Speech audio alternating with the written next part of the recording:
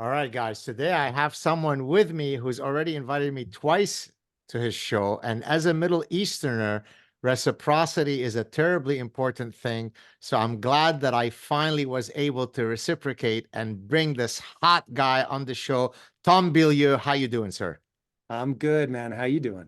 I'm doing great. I mean, the first time we did the show, I think it was during COVID, so we did it remotely. I mean, I'm talking about your show. The second Mm. time I actually came in person to do it in Southern California. You've got a gorgeous setup. People don't have a sense of how beautiful it is where you are. So thank you for allowing me entry into your beautiful sanctuary. I just want to give people a quick summary of who you are or a quick bio. Studied at USC at their film school, which, by the way, Steven Spielberg was rejected at the USC Film School not once, not twice, but three times. I actually talk about this in the happiness book when I discuss being anti-fragile to rejection and failure. Mm. Then you became a wildly successful entrepreneur. You co-founded a company called Quest Nutrition, which you're no longer associated with, which is a very successful billion-dollar company. And now for many years, you've been hosting the show Impact Theory. I just checked the metrics, nearly 4 point something million subscribers on YouTube, nearly 500 million views. You'll have to tell me either online or offline, what is the record or what is the recipe for being so successful? I haven't been able to crack those kinds of numbers, although I've been mildly successful. Anything else you want to add to your bio before we get going? No, man, you got it. And at any point, if you want to talk about YouTube and what you need to do to get your numbers, obviously you're way ahead of the vast majority of humanity. But if you ever want to like really smash it, I've got some ideas for you because you have the thing that it takes. And I think it's just the algorithm game that you're not playing to its full potential. I look forward to learning from the master. Okay, so what I thought we'd start, since I started with your, uh, you know, quick professional trajectory. Tell us a bit about how you went from, being, I'm assuming, someone who was a aspiring filmmaker to then becoming a wildly successful Quest nutrition guy. Tell us about it. Maybe you can also share some lessons about what it takes to be an entrepreneur and so on. Yeah, so I'll give you the whole thing in a nutshell with an eye towards an audience that hopefully comes to you for one of the reasons you're so phenomenal, which is the evolutionary lens through which you view things. So I am just obsessed with the idea that you're having a biological experience. And when you interpret your life through that lens, then all of a sudden you can start making some momentum. So my life is a story of at first not understanding that and running into a lot of brick walls. And so I went to USC Film School, as you said, but didn't know how to break into the industry. So when I graduated, I thought I was going to get the three-picture deal, be the next Steven Spielberg. It did not work out like that. And this is in the 90s. So there's no camera on your phone. There's no YouTube. So all of the ways that I would advise somebody to try to make a name for themselves today didn't exist back then. And so I just legitimately had no idea how to break into the industry. And I end up meeting these two very successful entrepreneurs. And they said, look, you're coming to the world with your hand out. And if you want to control the art, you have to control the resources. So you should get into business and get rich. And I was like, yes, that is a brilliant idea. I'm going to do exactly that. I thought it would take 18 months. It took 15 years, but it actually worked. And so in that journey, I began realizing the things that were holding me back, which again, I was having a biological experience. I was living a very small life because I did not understand that I had basically wired my dopamine system to be maximally rewarding when people told me that they thought I was smart. And so I would argue for dumb ideas just because they were mine. And so even though I knew this idea is going to move me backwards from my goal of getting rich so that I can go build a studio, but I want to win this argument so badly because I feel like if I lose, you're not going to think I'm smart. And so there was literally a day that changed my life where I ended up convincing my then business partners of an idea that was terrible, that actively in the argument, there's a voice in my head screaming, you know, this is bad for the business. And so I convinced them we're going to do it my way. They walk out of the room and I have an existential crisis. And I'm like, okay, hold on. No judgment, self. But what do you really want? because you're telling people that you want to be successful, but here you are arguing for an idea that you know is dumb just because you want them to think you're smart. So which is it? Do you want to be successful, or do you want people to think you're smart? And so I realized, whoa, I actually want to be successful. And that brought me face to face with, okay, you actually want that, even upon reflection, and yet you're operating in a totally different way. And so, what is, and this wouldn't have been the language I used then, but now, what's the neurochemistry that you're in the grips of that's causing you to make dumb decisions? And could you take control of that? Again, I wouldn't have had these words back then, but that dopamine process pointed at something useful so that the more dopamine I secrete in my brain, the more I'm moving towards my goals. And so, in that one sort of just being nakedly honest with myself about, hey, there's actually this really gross behavior that you're doing. You're driven by this insecure thing over here. Can you switch that around? And so I ended up taking on the identity of a learner and saying, I'm never going to try to look smart again. I'm going to try to stack skills. I'm going to try to go actually get so good at something that people can't stop me from doing it. And that thing happens to be business. And so then that was the huge unlock. And, I'm obviously condensing a very long story, but we end up selling the company that I'm at that point. And we end up building another company, which ends up being Quest Nutrition. And it ends up being a rocket ship tied in some ways. It's tied to a lot of things, but one of the core things was tied around this idea of I'm having a biological experience. And once I put that front and center in my life, I could start making way smarter decisions. Amazing. Actually, there are several jumping off points that I want to cover. Number one, when you said, "Oh, it was very important for me to win arguments." Two things I want to say about that. It's somewhere behind me. I'll have to look for the book. There's a book called The Enigma of Reason by Sperber and Mercier. They're two French cognitive psychologists. In the book, they argue that people haven't evolved the capacity to reason, to seek some objective truth. But to your point, they've evolved the capacity to reason to win arguments. So it doesn't matter whether I'm right or wrong. What's important is that I win the argument. What's important is that my team wins the argument. And so that which you were experiencing, they would argue, is the default architecture of the human mind. Now, the reason why I became very intimately aware of their work is because in chapter 7 of this book, The Parasitic Mind, where I talk about what are some epistemological strategies that we can use in seeking truth, I say, look, there are some objective ways to seek some objective truth, but here is the obstacle. People aren't necessarily interested in seeking truth. They're interested in winning arguments. So I think it takes actually quite an incredible self-awareness that you eventually had to be able to say, I'm succumbing to this trap and I'm going to overcome it. And so, to the old maxim of the ancient Greeks, know thyself, in your case, in knowing yourself, you eventually were able to correct it, and that led you to great success afterwards. Yeah, it is a thing that really drives home for me, the idea that we have created a problem in society where we now think philosophy is like this, that's just philosophy. Yeah. I think that people really have to have a personal philosophy that they can articulate so that they could explain to you, what's my North Star? So what am I trying to accomplish with my life and my actions?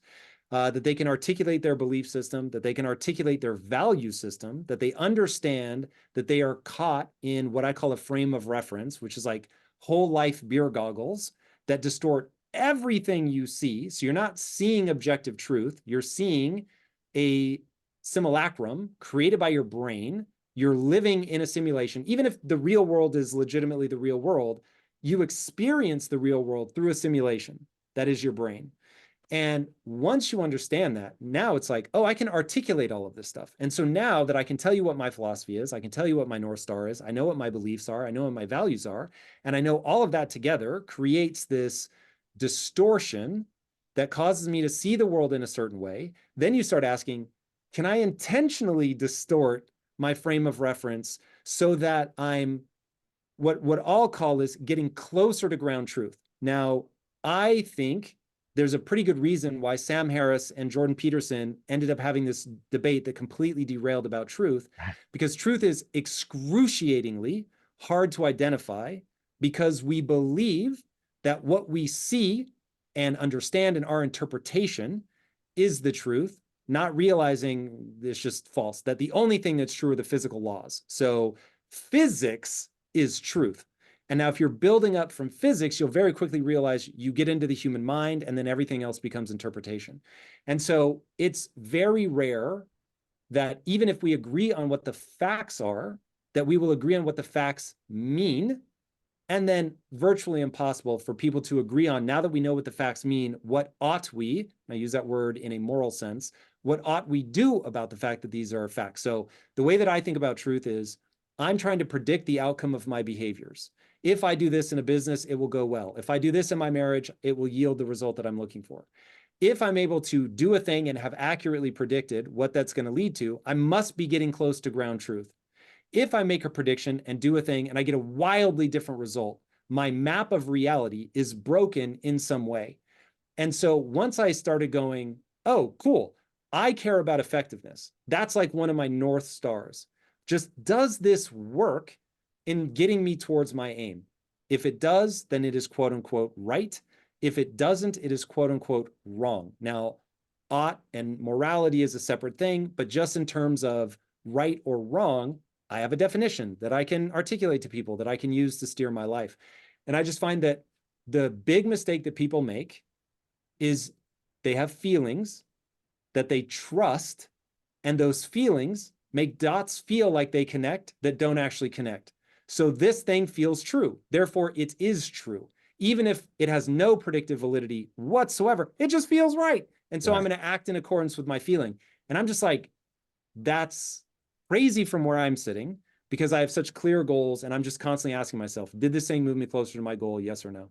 There's actually a theory in cognitive psychology and emotion researchers. It's called affect as information.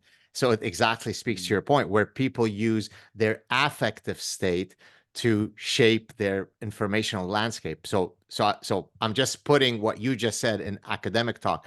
What do you think? So then, after you sell your stake in Quest Nutrition, eventually you start this new endeavor, impact theory, and we mentioned earlier how big it's become and how much it resonates with so many people. Are you able? I know it's often difficult to speak about one's own, qualities, and you are a modest guy, but what are the unique attributes or assets that you have? Yes, maybe you know how to play the algorithm so you get more views, but ultimately, if you weren't a good conversationalist, if you didn't have interesting and poignant questions to ask, people would not turn to the show, no matter how you played with the algorithm. So what are, and so you can answer that and then tell us whether, because now everybody wants to start a podcast. I mean, everybody and their mother and their dog has a podcast, right? When you and I entered this ecosystem, there were many fewer players in the game. So first, what are some of the unique assets that you have that make it successful? And can some of these things taught to aspiring future Tom Bilieus? Okay, so just to answer the first thing about me first, and then I'll go on because I actually teach people how to do this. So what makes me interesting? So I'm actually not a good conversationalist, though I think that's very kind of you, but just in terms of me trying to always be very good at recognizing where my skill set lies and where it doesn't. I have a real awkwardness to me in initial interactions, which surprises me as much as it surprises anybody else, but nonetheless is true. So what I had to get good at was really learning about that person so that I could give an interview that nobody else was going to be able to give, because I would read all of their information. I would read their books. So like when you came on to talk about the parasitic mind, I'm going to read the parasitic mind. I'm going to read your other works. I'm going to read your tweets. I'm going to listen to you in interviews. I'll put in 12-ish hours of work for one interview. And so that's me going, okay, you don't have like a Rogan's effortlessness where you can just talk about anything. So I need to know, where am I going with this? And then I am an iterative anything. I'm an iterative builder. I'm an iterative interviewer, where I'll do a thing, I'll get feedback, I'll adjust, I'll do a thing, get feedback, adjust. It's what I call the physics of progress. So because I don't lie to myself, and I'm like, nah, I'm not good at that thing, whatever, now I can actually figure out what skill I have to get good at. So anyway, just being relentless on that. I won't lie. I'm intellectual, so I've always been highly verbal. So that was why I started the podcast back in the day. Was like, I was like, okay, if you put me in front of a camera in this situation, I can do my what I call magic trick. And so that is part of it. Know thy strengths.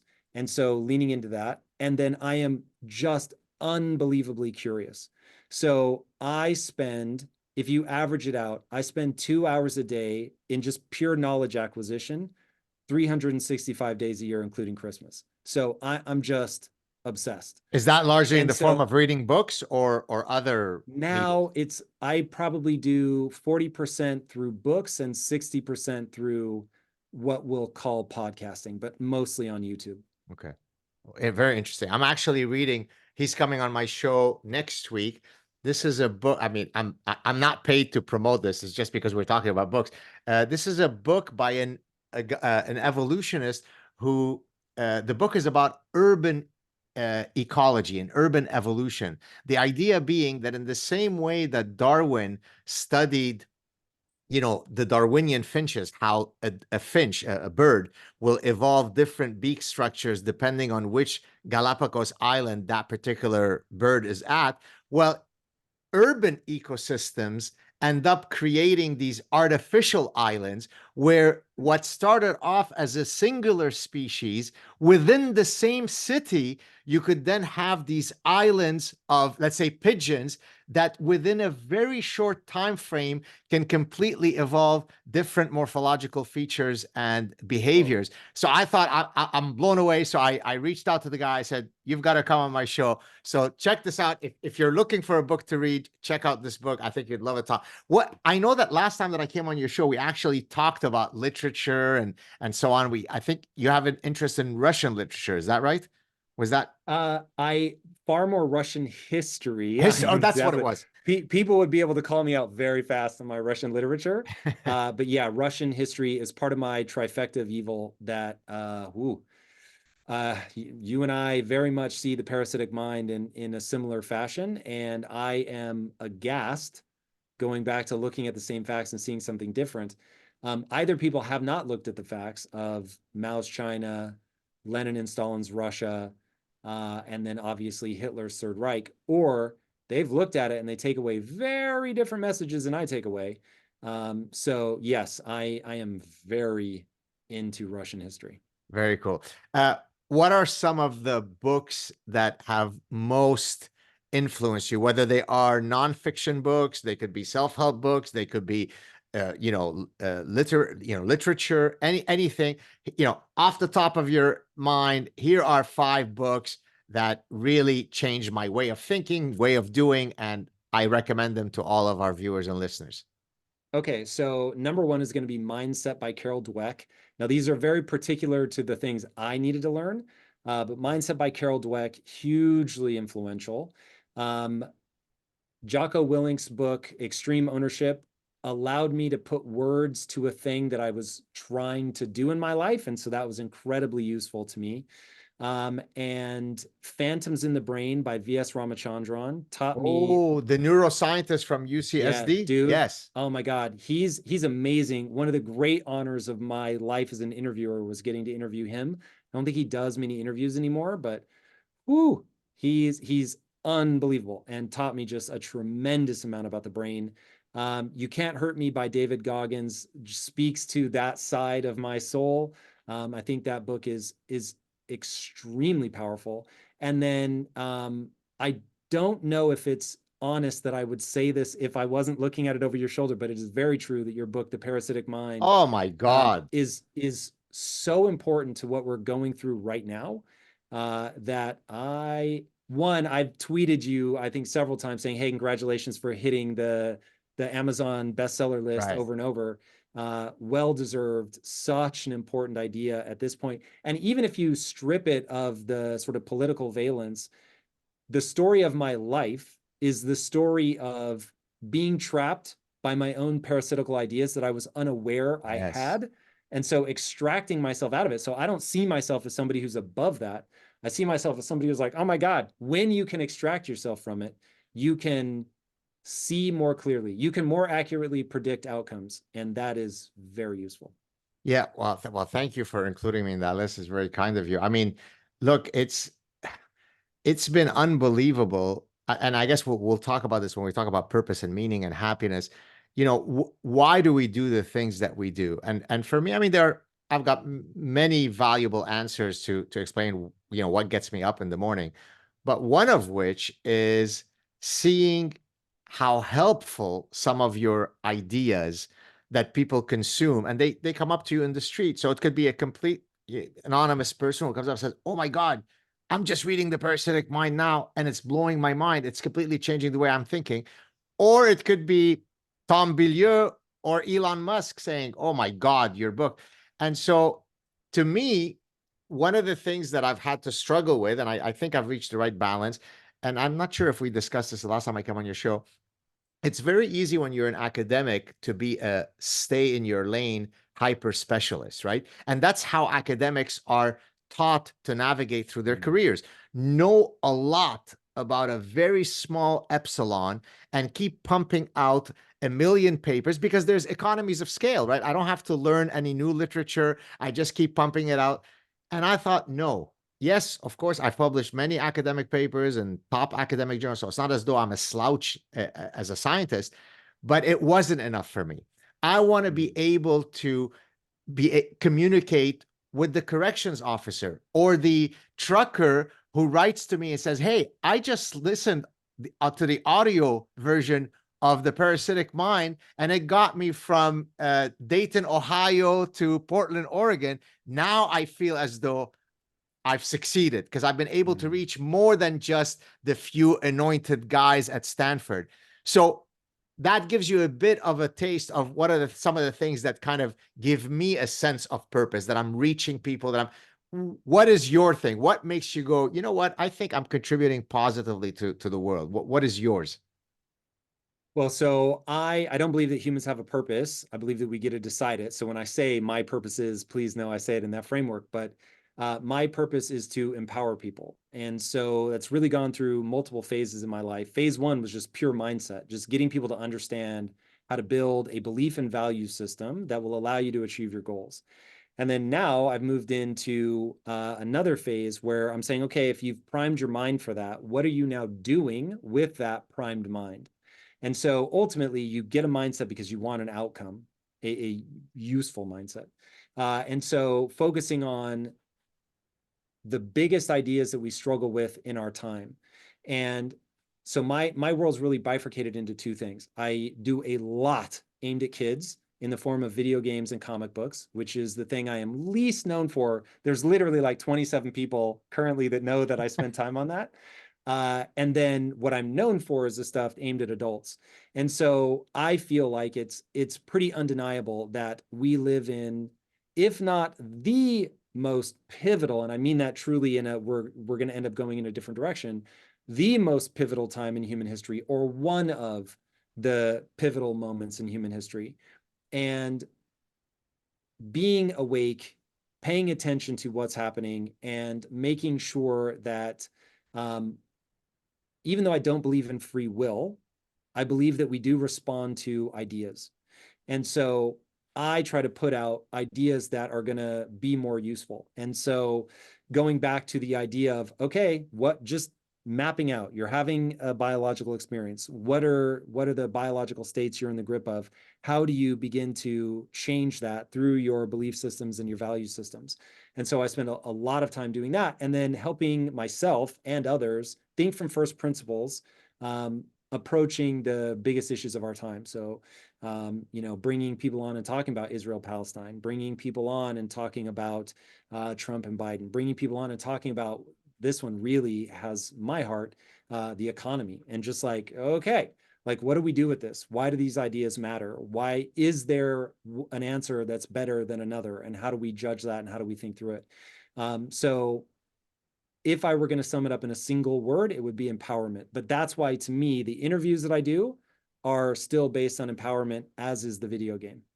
It's very interesting because for example, in hearing your response to what are the 5 books that have influenced you the most, or when I hear a lot of your responses to my questions, you're very much someone who's in prescriptive mode. And let me give a broader academic explanation of what that word means in the broader sense. So when you study decision making, as I have, you could study decision making in one of 3 ways.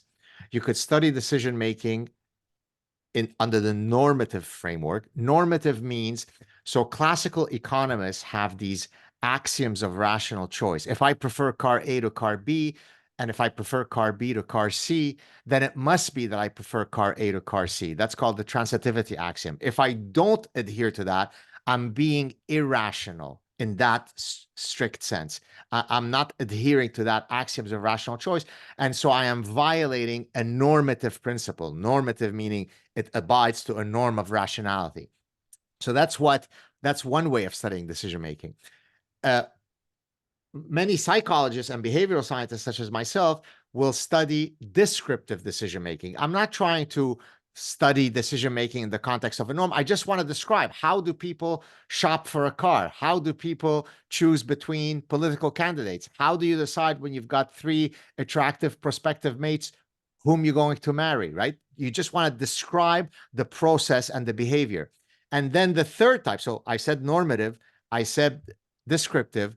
The third type that's going to fit you is prescriptive decision making. Prescriptive decision making is when you try to develop a mathematical model that prescribes some optimal behavior. So, for example, there's something called the traveling salesman problem, whereby a traveling salesman has to visit 10 cities, A, B, C, D, E, F, right? In which order should he or she visit those cities to return back to the starting point so that you minimize the cost of travel or the gas cost. So there's an actual mathematical algorithm that I would solve that allows me to minimize cost. So I'm prescribing behavior. And the way that I see you navigating the world, you're always in prescriptive world. This is what I need to do to improve. This is what you should do to that.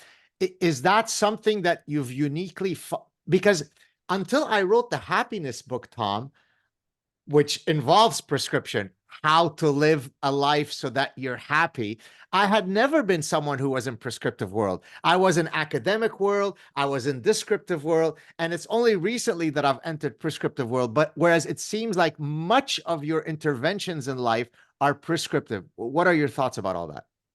That, I mean, you've just put words to something that I can see now strikes me as so self-evidently the way to live that I've never thought about it. And it's I'm playing my life back like in the Sixth Sense, where everybody that I meet, I'm like, wait, were they in one of the other 2 modes? What's Right. happening? Yeah, that is so accurate.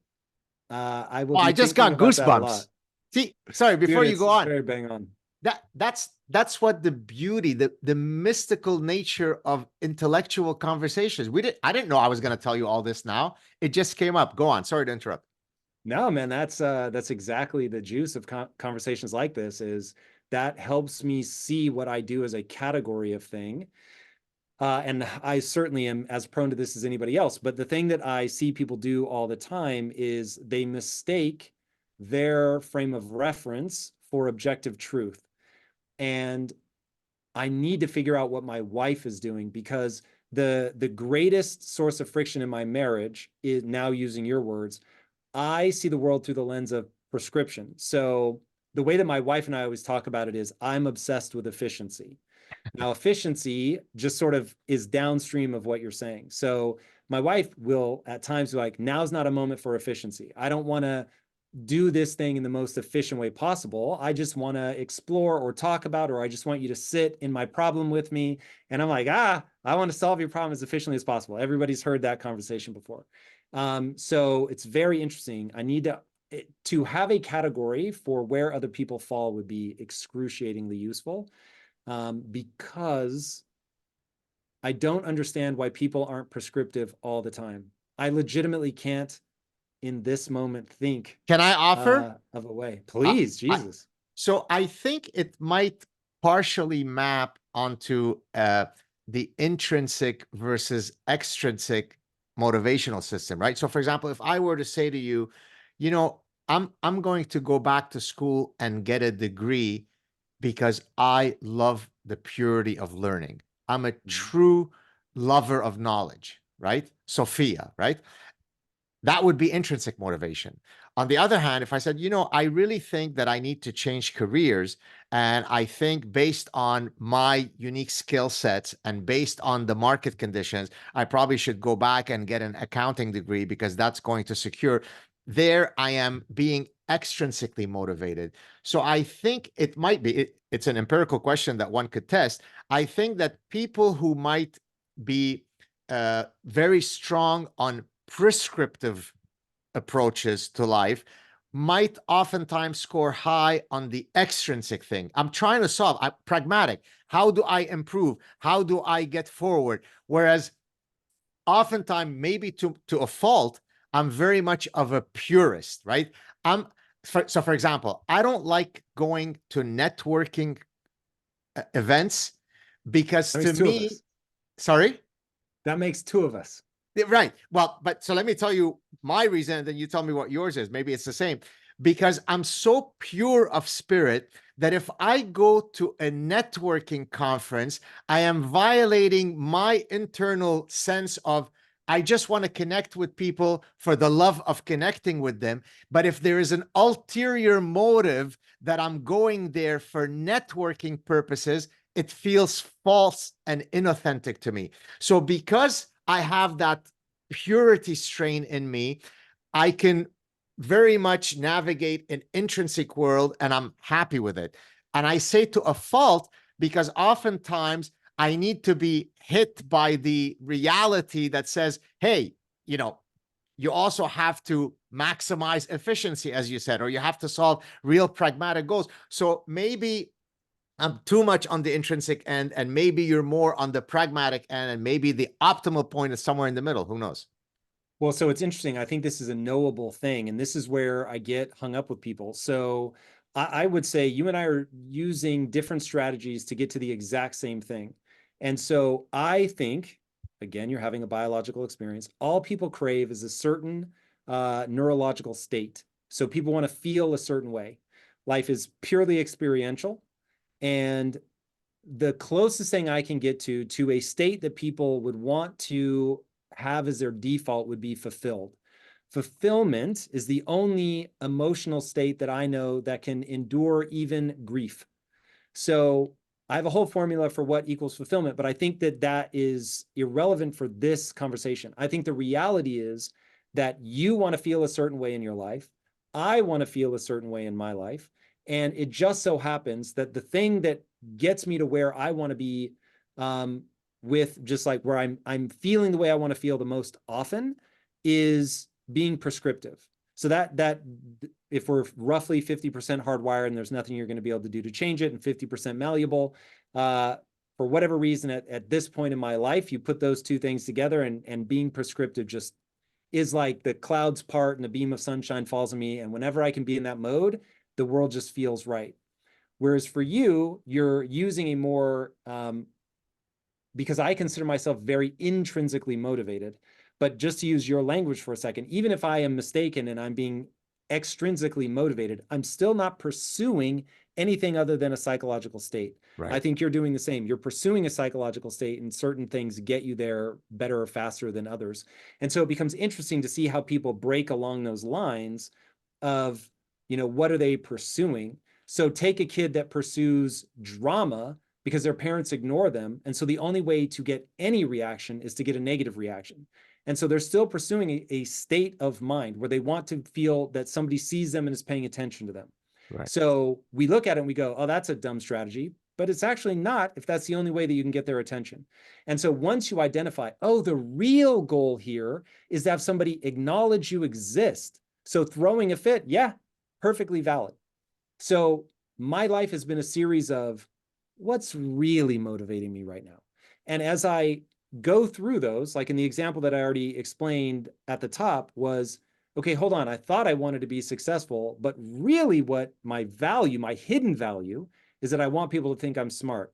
Once I could pull that into my conscious mind, then I could make a choice about it. Do I want that to be my value? No, I don't. Okay, so we're going to discard that. It's not going to be easy, but now that I see it, I can discard it.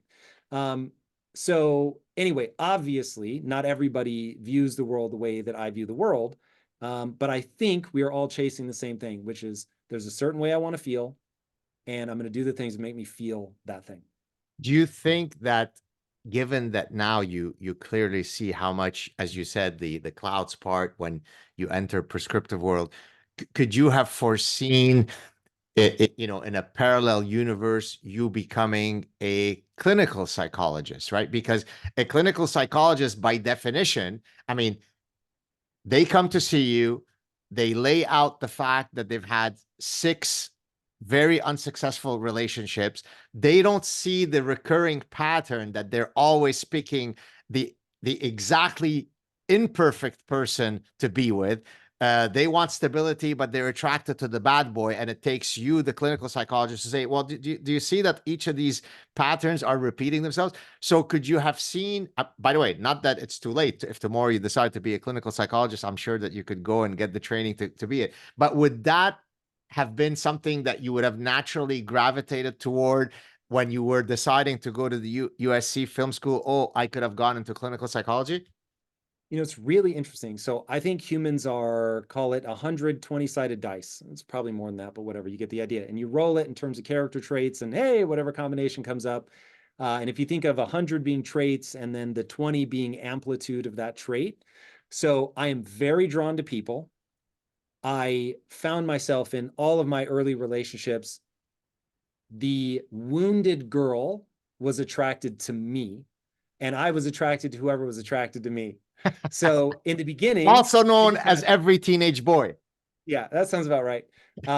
I found myself in these endless conversations with people that they would just pour their heart out to me, and I would try to help them with whatever teenage advice I had, and it never seemed to go anywhere.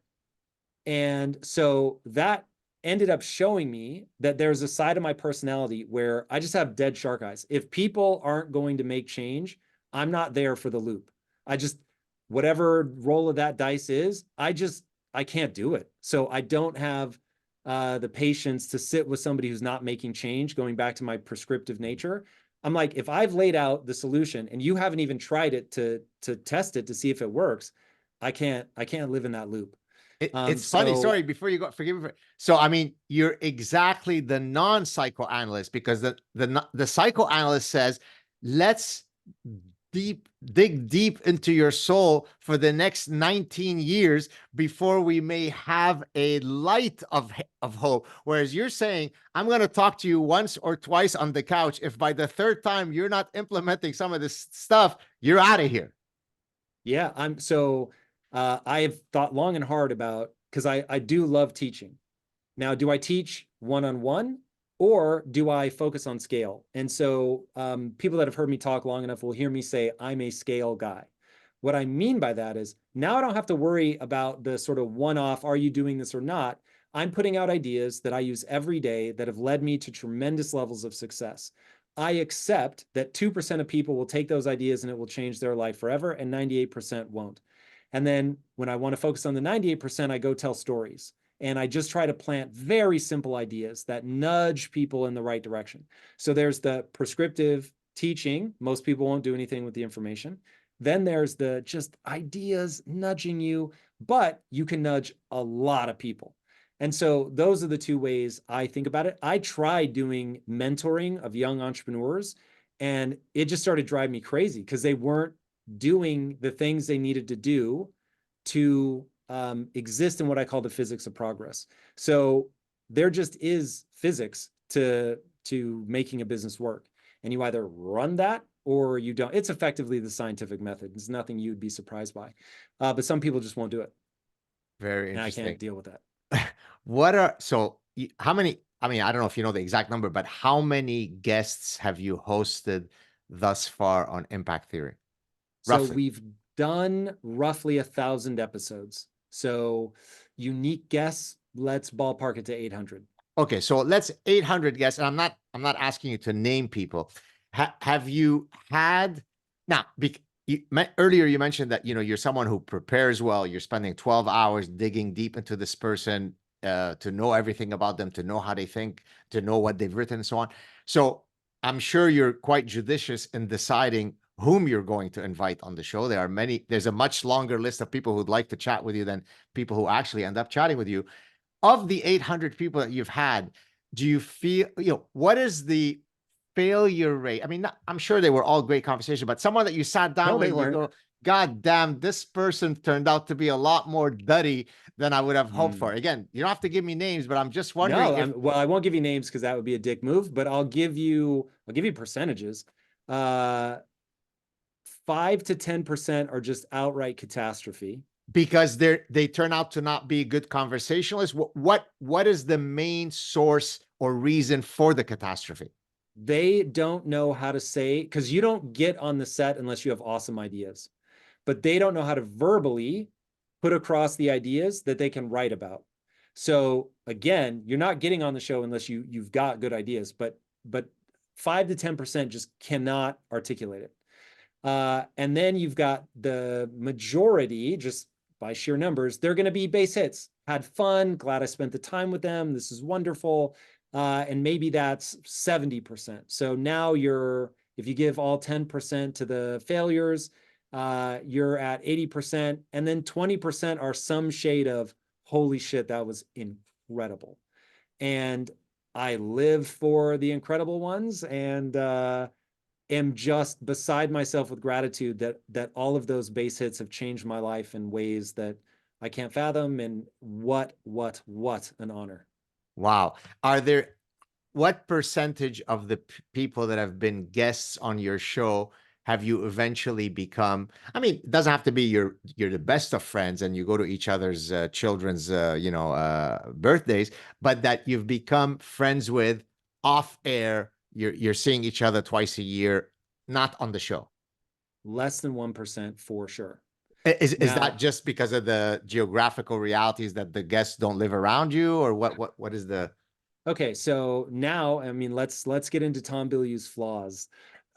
So I am obsessed with two things. One, my wife. She's my favorite human on planet Earth, my best friend, and I get to have sex with her. So hey, she has advantages that other people don't have. And I am obsessed with my work. And so when you put those two together, it just eats up a lot of my time. Then on top of that, going back to the earlier thing, I don't go to networking events. Now, I think this is inefficient for the goals that I want to achieve. If I were really, if success in the business world were my number one goal right now, I would move to Austin, Texas, and I would just put myself in the podcast like cycle. And I don't do that. And the reason that I don't do that is I wouldn't be able to take advantage of it because I'd never go out. I'd never hang out with people. I am, I'm, I'm an ambivert. I can be extroverted, but my default is introverted in that if my wife leaves, it doesn't even cross my mind to invite somebody over. I'm just like, word, I'm going to collapse inside my own imagination and I'm going to work on a business problem or I'm going to read or whatever. I'm just going to do like really selfish things. And the way that I think of them is I know how to optimize my neurochemistry so that every second of my time is as close to optimized as possible. And I think it's a really bad strategy. And so when other people, and I'll explain why, when other people ask me what they should do with their lives, I'm like, you really need one, just for business. Networking is so powerful. And two, life has nothing better to offer you than love. Literally nothing. I've made enough money. I can just tell you objectively, I've had enough accolades. It's just love, baby. That's all it's got. And so I know that I can be this sort of isolationist because I have my wife. And if I didn't have her, I would slide into a dark place and my whole strategy would be a farce because I basically know nobody else. So now I have made a commitment to myself over the last year that I do want to become friends with people. I don't think adult males are particularly good at this, and I'm probably the worst of adult males. So yeah, I have not become friends with many of them, though I do sincerely in my heart, I would like to spend more time with people. It's the isolation is, I have two vices: stress and isolation. I indulge in isolation too much, and I think it will be unwise. As I get older, I think I will really regret that because I don't have kids, and my wife is, I just, everything is invested in her from a friendship, outward facing focus. God forbid something happened to her, it'd be bad. So anyway, Wow, on that very one, people should not take my advice. so I mean there are a few elements of what you've said that resonate with me and a few others that don't. So to share some of, the way I navigate through some of the issues you've been talking about, I wholeheartedly agree that my wife is my best friend. One of the things that and I find it very heartwarming that people will come up to me. They won't come up to talk about some great idea that I've espoused or promulgated. They say, "Oh, I love how you publicly honor your wife." And that means a lot to me because I don't do it as a signal. I literally do it again from a purity place, which is I share her cooking and how close we are and we go on walks together. So I certainly understand that. I think the difference between you and me is that I am very much of a quality, not quantity friendship circle guy. I don't need to be. So even though I'm very extroverted in that if you put me in a crowd, I will navigate through it nicely. I'm not a small talk kind of person. I'm not a networking guy. So I'd rather have two, three very close male friends that I can truly bond with. So for example, before we came to do this show, I was returning from a cafe and I was chatting with one of my close friends who used to be my undergraduate student back in 1997. We're Wow. not that far age. He went to school a bit later, and so he's maybe 6 or 7 years younger than me. After he finished, studying with me, we eventually started going out, and we became friends, and so on. And I remember after we had about a 1 hour phone conversation, and when I got off the phone, I told my wife, I said, I just had such a beautifully intimate chat with this gentleman, and so I just need. Yes, my wife meets all those needs, but one or two other male energy guys. But the types of males that I'm attracted to in terms of my friendships have to score high on communication ability, meaning Mhm. that they can't. So they're manly and they could do the locker talk. They're men's men, but they have this uh, emotional acuity that I look for because I'm someone who's very communicative. So having said all that, have you ever had a male friend that could potentially fill that niche for you? Yeah, and to say that I don't have friends would certainly be misleading. But it is, if you look at time allocation, it's not a lot. So part of it is I'm into like some weird stuff. And also, please remember that I have the staff, and trust me, I do not confuse them with friends, but you can be extremely friendly. And because I share passions with the people that work here, I get that scratched. But like if I found a guy, and in fact, this would be one of my questions for you, like, what do you do when you're hanging out? I find most guys want to like work out, or in fact, that's almost always it. They want to work out. And I'm just like, that is not how I No, hang out. I That is chat. wholly I uninteresting. do the sad truth with my close friend. Now, it's not, I'm not interviewing them, but so in the happiness book, I talk about uh, walk and talk sessions. So I have a friend Mm. actually who happens to be a clinical psychologist.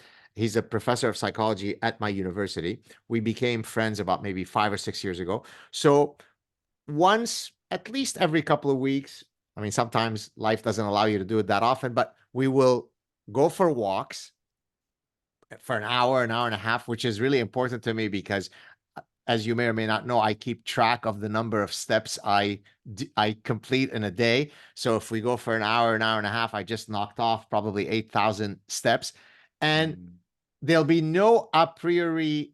topics that we're going to cover. But today, you know what? Let's talk about how much I love Leonardo da Vinci, and do you agree? Or who would you invite to your? And so it ends up being that the guys that I'm most drawn to in terms of my friendships are not guys that I go work out with, or we sit at a cafe to ogle at girls with nice big asses. Rather, it's someone that I can connect with on a emotional slash intellectual level. If they don't scratch that itch, then I might be very friendly with them, but they won't be within my inner circle. Well, what would it be the same for you? Yeah, very much. So, I don't want to throw him under the bus by calling him a friend, but somebody that I am extremely friendly with and will just take time with him whenever I can get it is Eric Weinstein. Okay. And one of the most enjoyable friend related experiences of my adult life was him uh, trying unsuccessfully, God bless him, to explain to me his theory. And so he came over, I'm talking like 7 or 8 hours, and we just were like, he's like, okay, here it is. This is geometric unity. And I really, really tried. And that was beyond fun for me. And that, I mean, to be able to engage with somebody of that level of intellect that's, walking you through an idea, I don't know, it's just that kind of thing. I remember saying to my wife, I was like, yo, that is the kind of thing I could do a lot more of, because that made me feel like I'm still like pursuing something that I care about while I'm with somebody that I care about. And so often, this is horrible, but I find myself hanging out with somebody I care about, but we're not necessarily talking about something that I care about. And so that creates some of that friction. And so, anyway, again, don't know him that well, but am beside myself with joy every time I get to spend time with him. So, Yeah, he yeah, actually, I think it was 2018. I was speaking at the Association for Psychological Sciences conference, which that year was happening in San Francisco. And I had tweeted that I'm in San Francisco at this conference, whatever. And so I received I can't remember if he had called me or texted me, a message from Eric saying, "Oh, you're in San Francisco. Do you want to come over for a Shabbat dinner, Sabbath?" And I said, "Yeah, sure." And so I'd gone to his house. I got to meet his wife, and I think one, maybe two kids. I can't remember. There were some other guests. And so I thought that was really lovely because it was impromptu. It was a moment to connect. So I really appreciated that, which by the way speaks to connection, human connection, which we've been talking about for the past 5-10 minutes. So in the happiness book, in my last book, I talk about the research from Harvard's longitudinal study. I don't know if you're familiar with this. I think it's the longest ongoing running study for the past eight plus decades, where they're trying to study, what are the causal variables that can best predict well-being, the good life, and so on. And the number one predictor to the conversation we're having is the quality of your social networks, your friends group.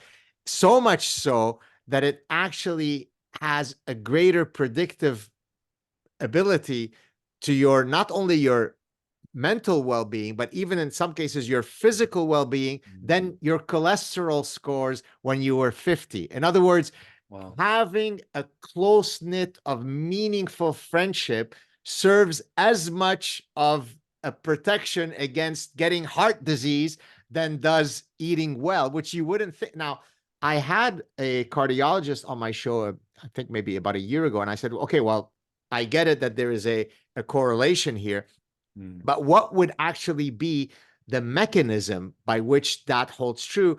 And his answer, although it was speculative, is that it's via the inflammation route. That when you are content in your social network, that serves as a reducing mechanism of inflammation, which of course leads to heart disease and so on. So for you, while I appreciate that you've put all the chips onto the gorgeous, beautiful, lovely wife, you might want to invest in one or two more other people if you want to live forever. Brother, I agree aggressively. And this is one of those things where You're asking this at a time in my life where I really am making that effort. And yeah, I mean, hopefully I can report back in a year or two and be like, yeah, now I actually do hang out with people. I think that is better life advice, and I try never. There are two things that I give people advice on that I don't take myself. And one of them is, if anybody asks me what is the safest emotional life path, I will say have kids, even though I do not have kids. But I feel very strongly that people should be pursuing fulfillment. And I think that kids are the most guaranteed path to that if you really engage with it and do it well. And then the other is don't bifurcate your focus.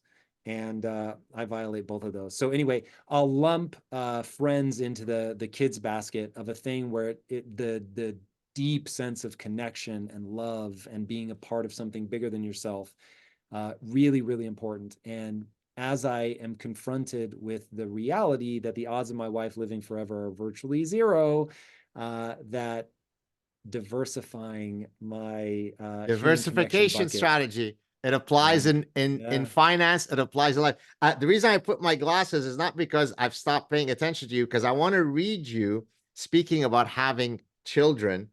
Do you mind if I ask, was it a willful decision or was this fate? No, because I mean, even if we, so it was willful, but Okay, even if we wanted to, we could still adopt, right? So, that's true. um, we don't have kids for a very specific set of reasons. However, just as I recognize that it is a dangerous strategy to not have a lot of friends, I think it is a dangerous strategy to not have kids. And so it doesn't mean that it's going to end badly. It just means that it's high risk. And so I try to be very thoughtful about the different things I need to do in my life to counteract the fact that from the things like when I'm on my deathbed, I can't be like, at least my kids will live beyond me. I won't have that. So that's going to Right. suck for me in a way that's going to be different for people with kids. Also, there will be, I mean, it's just so rare that you're Warren Buffett and until the day you die, you are not just plugged into your business, you're still relevant to the business. Right. So a lot of the meaning and purpose that I get through my company, odds are there's going to be a decade or more where I don't have that giving me meaning and purpose. And so now I'm going to need to make sure that I have that meaning and purpose because I won't have kids to be sort of that ready-made thing or that I'm living through them in some way. So anyway, I try to be very open-eyed about, okay, I'm doing this, it carries these risks. I need to be very thoughtful and, make sure that I deal with that well. So I think there's a way to live most life paths well, but I think people would do well to be honest with themselves about where they're increasing risk as it relates to emotional satisfaction. Can I share with you, notwithstanding that you didn't have kids, some of the joys of having kids? Would Yeah, that be okay? please. Okay, Of so course. that's what I was looking for. So this is a screenshot of a text. I mean, you can't see it, but I'm going to read it. You can't see it. I'm going to read it for you. I took a screenshot of a text that my daughter sent me. I would choose my dad to be my dad in every lifetime again and again. Can I tell you something? That's, I mean, you get it. Okay, so oh, for sure. all of the accolades, all of the fancy titles, all of the publications, all of the best-selling books, all of the being friends with the famous people and the rest of it, all that pales compared to your 15-year-old daughter. I'm going to the cafe and I'm like, oh, I got to do this, I got to do this, I got to do that. And then I get a ping, I check, and that's the text I got. I feel like I won the World Cup of life. So there's a way that children can be painful, by the way. Don't get me wrong. There's a lot of things that they do that can bring you a lot of pain. There's a lot of difficulties. But we are a biological, sexually reproducing species. It is Mm. built into us to want to extend our genes. And so I don't know if it's too late for you or not, but as someone who's slightly older than you, or maybe quite a bit older than you, Or just wiser. If you or were me, I don't want 19 to and you say had that. That better would be advice, I'm here presumptuous of for me it. to say. Uh, we came close, my wife. So my wife and I have been together for 25 years, Tom, and we only Congratulations. thank you. Our oldest child is 15. That means we were together for 10 years, Mm. before we had children. But it was a willful decision in our case. We didn't want to have children yet. Now, in retrospect, I wish we would have had more and started earlier. But at that point, when we decided, okay, I think we should have children, we exactly went through the calculus that you mentioned earlier, which is when you are on your deathbed, do you want to look back and say, am I totally fulfilled in the life that we've had together as a couple? Or were we missing something and not having had children? And the answer was unequivocal for us. We better get going into sexy time soon, because if not, we're going to regret it. And so, you Yeah. know, think about it. You're still a young man. Who knows? Maybe you can one day join me in celebrating your children's success. No, man, I appreciate that. And I think that I find it very odd when people have a negative reaction to that. I think that you're sharing something with me that's been so beautiful and so transformative in your life that if you have any modicum of care for me and how my life turns out, that of course you want to share that. I think that's very, very important. Now, I've spent a lot of time working with, in fairness, not a lot of kids, but one kid very deeply. And that gave me a sense of like, okay, I know what this is, the good and the bad. And I am perpetually torn because I really want to have children really badly. The only thing I want more than to have kids is to not have kids. And so if people understand that, then they'll really understand me. And so when I was going into that decision, which by the way, I never permanently weld doors closed. So hey, who knows? Adoption or otherwise, whatever. Because at this point, I have to believe my wife is certainly not going to get naturally pregnant. But I look at this and go, as I get older, the calculus is going to change. And when we sat down and decided whether we were going to have kids or not, my thesis went like this. Um, I could not love my life anymore. And much like I'm sure my dog looks at me and says, oh my God, you poor thing. How you can't even tell that a good friend of yours just walked by here 4 hours ago. You have no idea. And by the way, they were really stressed 6 hours before they walked by. And how do you go through life like not knowing this? So there's a big sense of, I have no sense that anything is missing in my life, right? Right. So I have deep meaning and fulfillment. I love my wife beyond all reason and measure. So I get so much out of that. But to your point, I'll use my words. There is an evolutionarily placed algorithm running in my brain that's like, hey, you need to have kids. And so I have that voice in my head as much as anybody else. And so when we made the decision, okay, I don't feel there's a sense of anything missing, though I do feel that siren call of like, hey, you should do this. I said to myself, okay, I don't want to do it now. Like when I just stare at it nakedly, this is like with people that say they don't want to live forever, but every day they want to be alive. That's like my thing. I want kids. I just don't want to have them today. Right. And so it's always been, I want them, just not now, not now, not Right. now, not now. And so as I get older, I know that calculus will shift. And so there's going to come a day where I will 100%, and I said this to my wife, Lisa, we have to understand when we're 80, in no uncertain terms, we will regret that we didn't have kids. And so now the question becomes, do you live for the phase of your life where that's a regret? Or do you live for the phase of your life right now where you're like, I fucking love my life so much. I don't know that I want to Right. add that stressor to it. And so it's tough. And look, when I get to 80, I will be in a new frame of reference. I will see things very differently. And if I don't plan for addressing that, then I will be mad at myself. That's just so clear to me. But I believe that there are ways to address that such that when I get there, I still have meaning, purpose. I understand why I didn't have kids. And the only thing that, like, there was a voice in my head that was like, hey, motherfucker, pay close attention because people are going to start asking you whether they should have kids. And you need to be very thoughtful about that answer. Right. And so my answer has been from the jump, look, you should never feel pressured to have kids. And let me just speak from experience. There's a great life to live, but don't fool yourself that your psychology won't change as you get older. And I think the safest, as I said earlier, path to the emotional fulfillment that you want is through kids. And so um, I'm running one experiment, other people are running the other, and I think people need to be very thoughtful about how they live their lives. That is for sure. But yeah, I think it's a beautiful choice that I hope many, Two, many more sorry, go people ahead. choose. No, that's it. Got you. Two more questions, although I could keep you here for another 5 hours.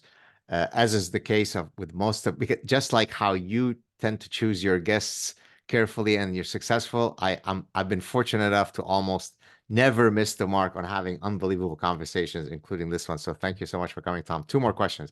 Question one, you've already kind of addressed it when you're talking about regret later in life. And I think I'd mentioned that I might ask you off air. One of the last questions might be about regret.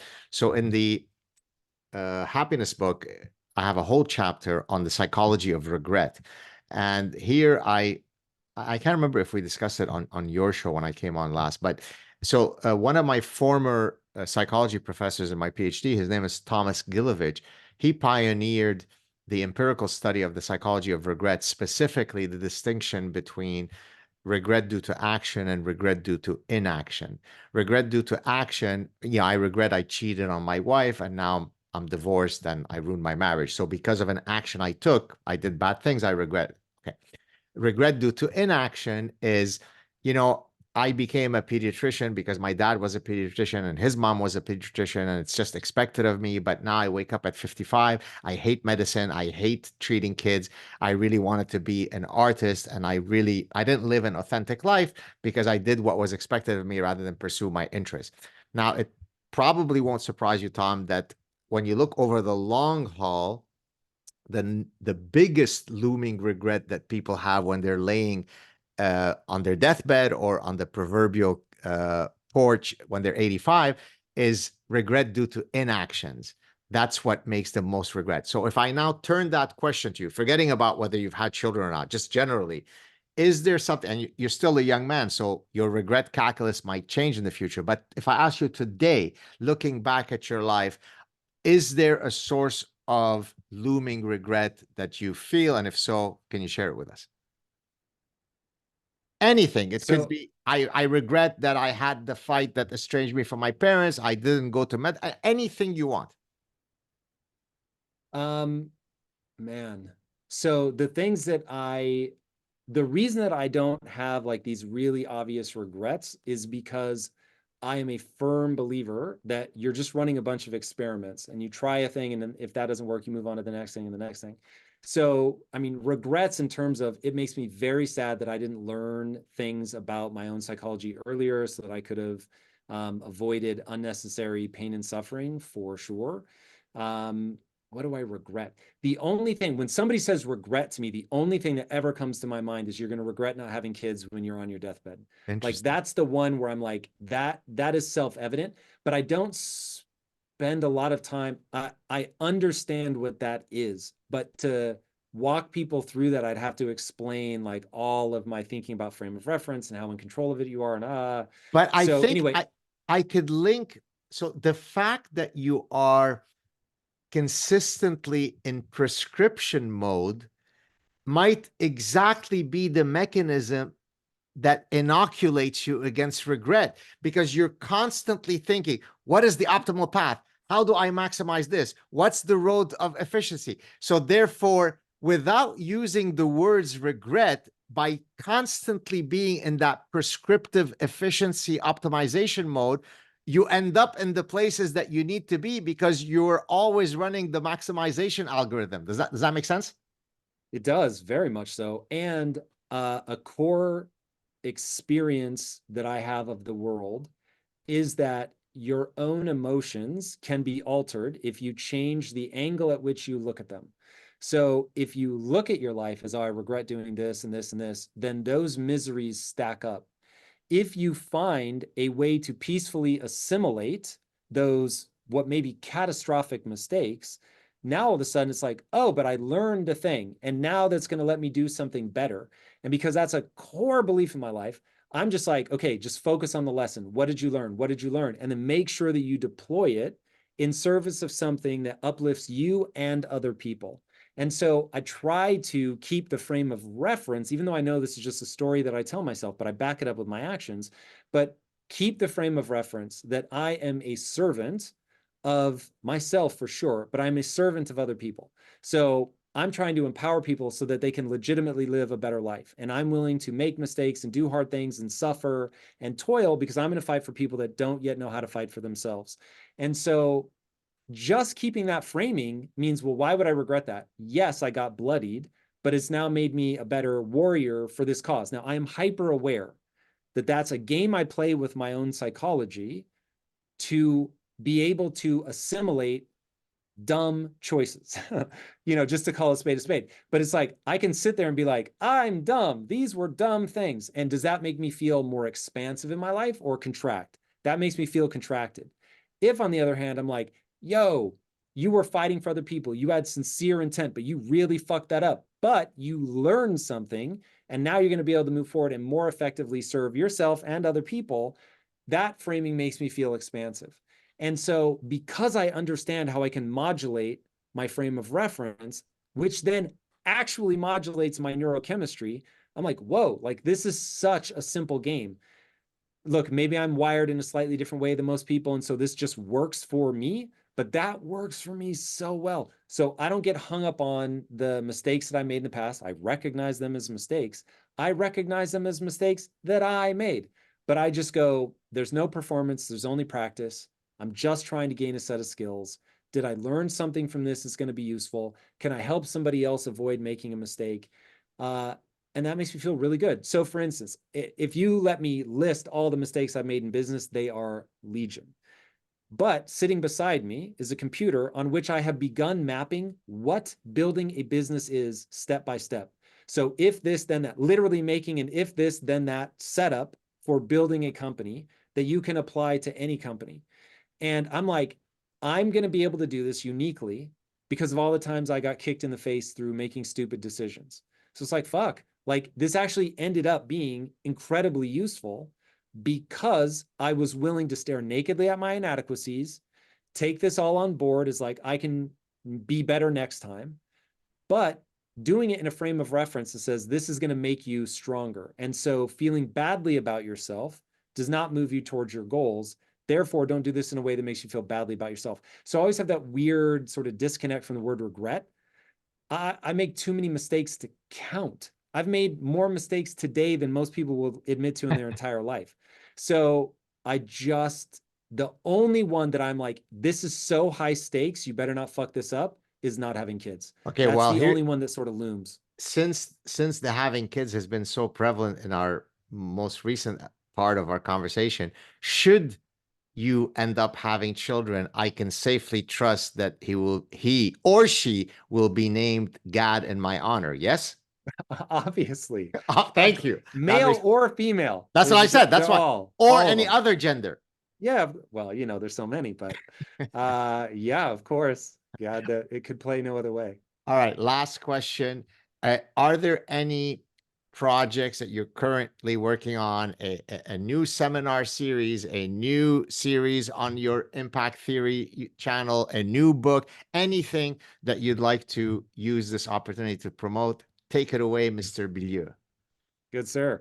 I would push everybody right to YouTube. I am fiendish about addressing the biggest issues that we face as a society and using first principles to think through them. I really do think this is a super pivotal moment. And yeah, would love people to go there. Let me know what they think. Am I thinking through these problems well? Am I finding the right people to really paint the landscape of optionality? YouTube, Tom Bilyeu. Go there. Thank you so much, Tom. You are such a delight. You didn't disappoint. I don't know if I can promise. You were so kind. You sent me a text yesterday. You said, how can we make sure that our show is maximally successful? I'm going to do my best.